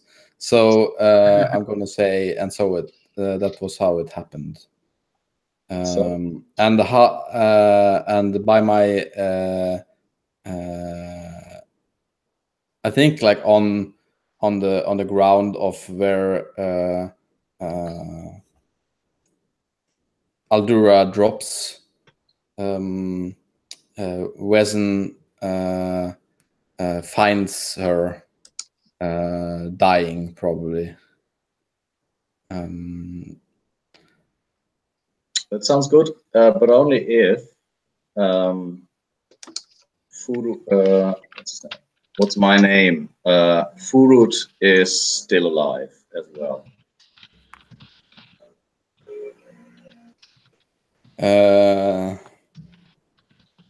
You ask far too much. So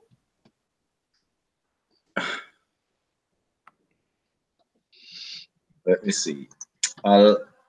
Aldura is dying, and Wesen finds her, and Furut shatters on the ground into millions of thin, like hair-like strands, and they will be their legacy. They will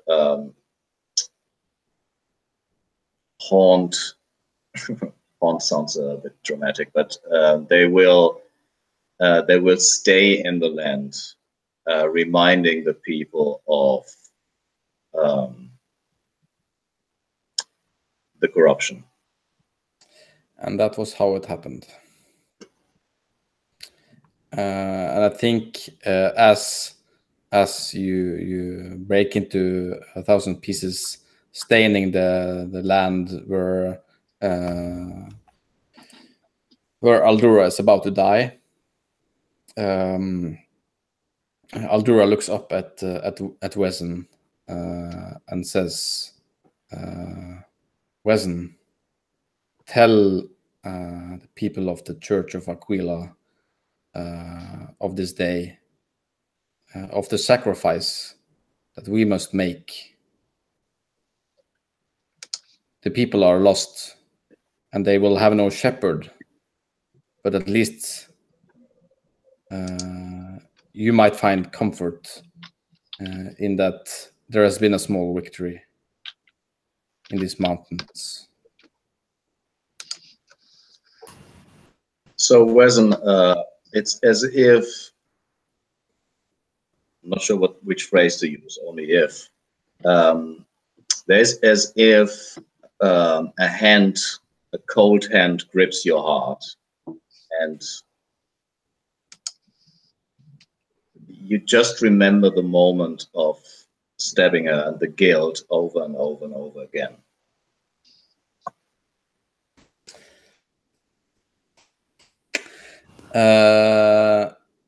You ask far too much. I always do. Yes, you do. It's true. at the moment when she is telling you to spread the hope, and you're hearing her beautiful voice and everything, you might believe that. But later, when you return, the doubt and the guilt will come back. And so it happened. So it happened. What do you say to this, Wesson? So Wesson looks down at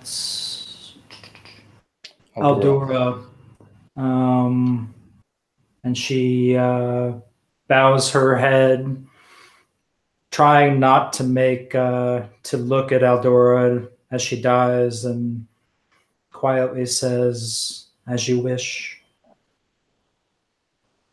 And I think as you say that, Aldura starts singing, and you can hear her all around the mountain. The wind sing a sad song about death. But only. Sorry, go on. Mm-hmm. Oh no, go ahead. But only if the song is reflected in these thin hair-like shards, and there's an undertone of dissonance. And so it happened. And so I imagine Wesson hearing this song and beginning to cry. It was beautiful, even if dissonant. And the dissonant notes perhaps already begin to pull a little bit of guilt out of Wesson. Yeah, and I think like people coming back here will always hear the song reflected in the mountain with the dissonance of Furud still chiming in the echoes. And so it was. And so it was. Nice. Thanks for that scene. That was a good one. Mm-hmm. And now we have a protagonist, don't we? Yeah. It's the protagonist. Yeah, I'm still not dead.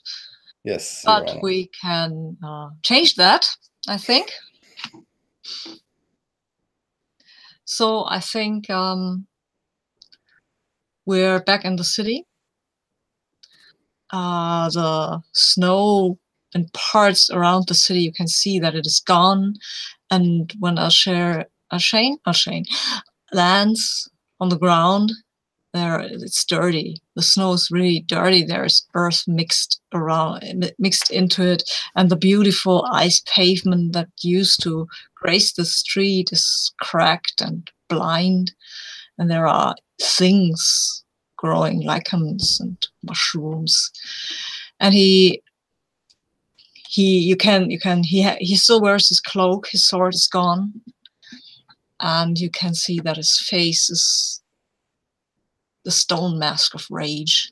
And he goes to the tower of the wizard, and he enters. He breaks down the door with a strong kick, and then he goes up and starts choking that wizard and trying to kill him.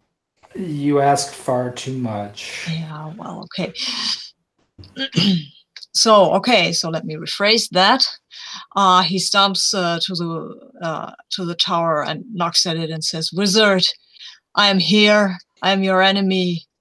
Come, try to kill me if you can, but I will hunt you to the last shadow in the earth, to the last grave you can dig. I will kill you for what you did to my squire and to my wife." And furthermore,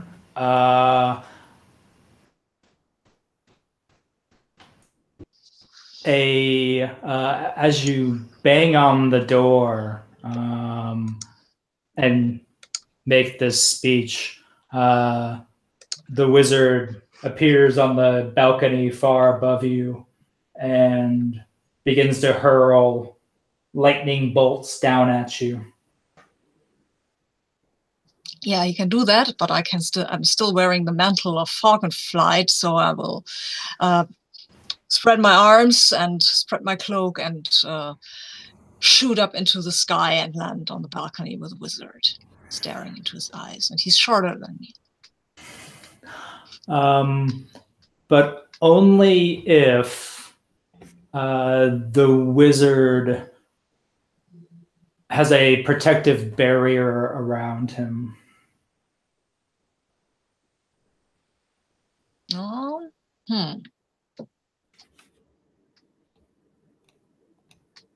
Okay. Yeah, so it happens.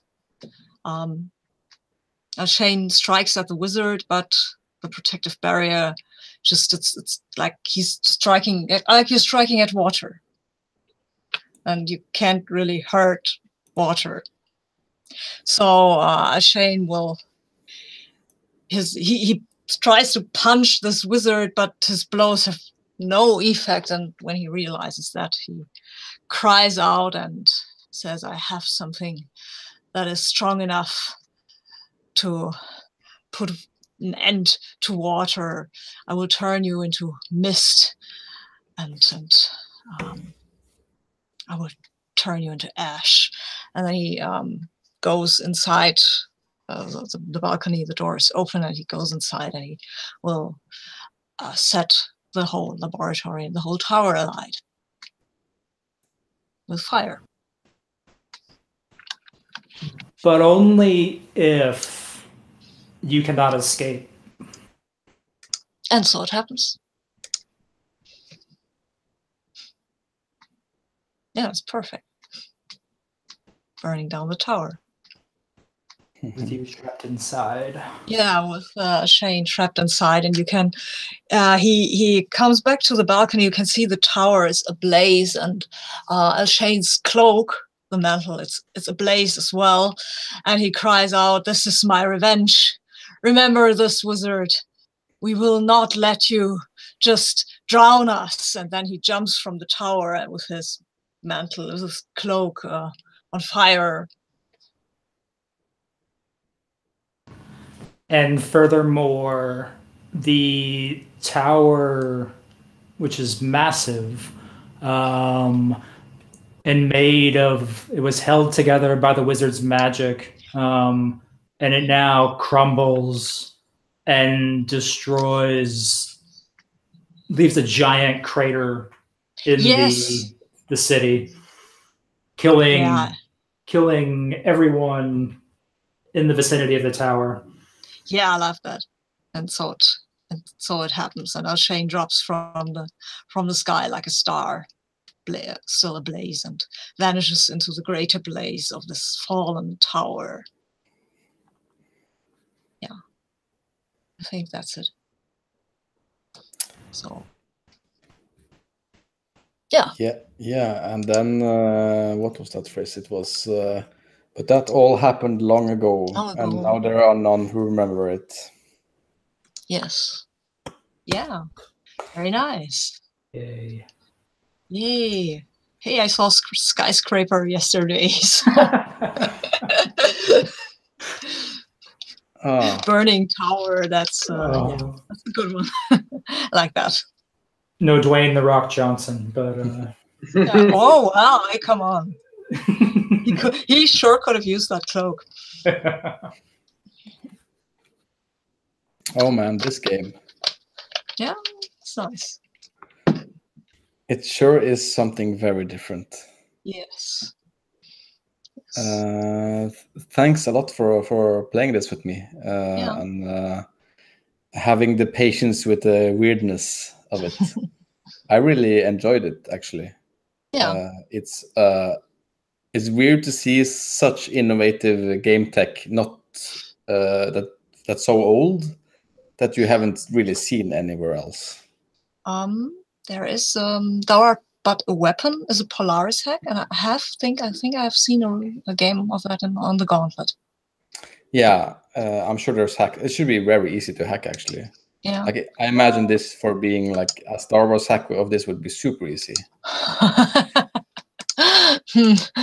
Like with the mistake, I don't know, maybe being like the dark side of the Force or something like that. Or the mistake being the rebels or the entering Empire, the yeah. Death Star. And Yeah. your protagonist is one of those stormtroopers or engineers who actually was on the Death Star. Yeah. Do that. What do you think of it?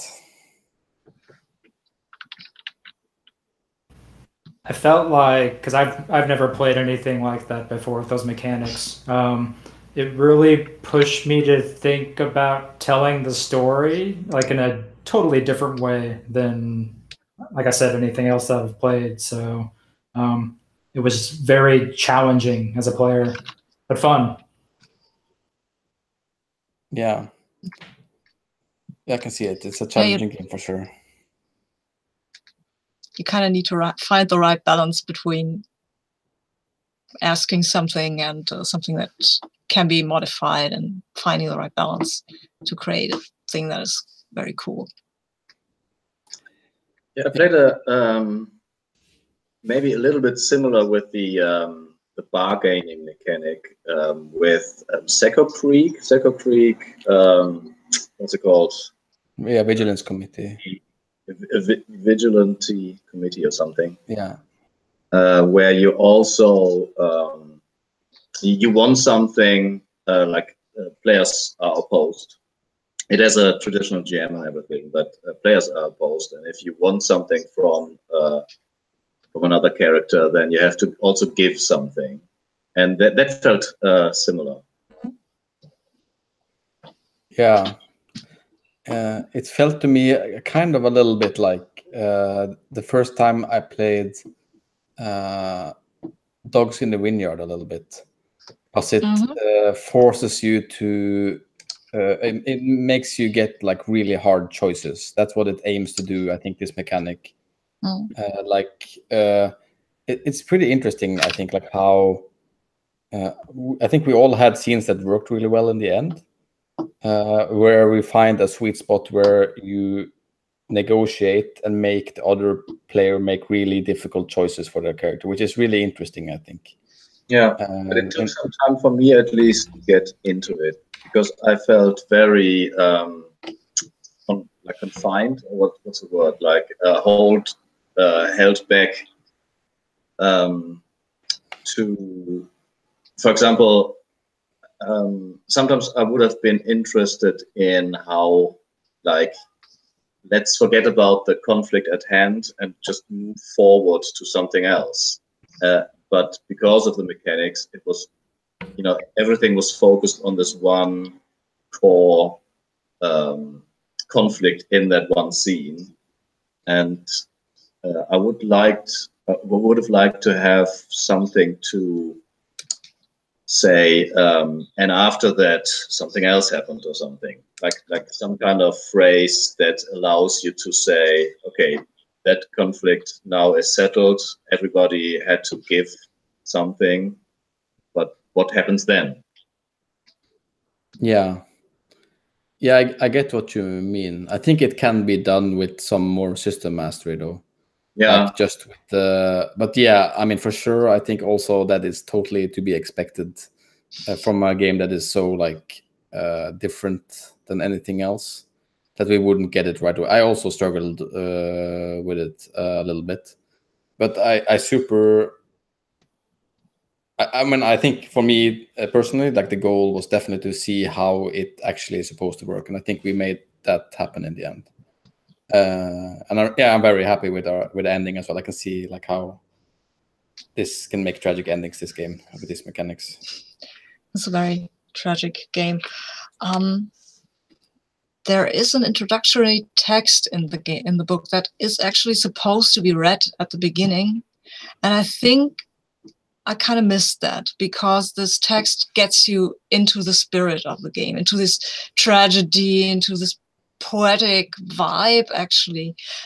Usually you're supposed to light a candle at the beginning, so everybody knows now we're playing, now it's serious. And I actually like that a lot, because it kind of focuses your energy. It's not so necessary, I think, in an online game, because people are more focused on online games. But at the table game where people were like to talk about one another and how was your work day and stuff like that. That focuses this game. Yeah.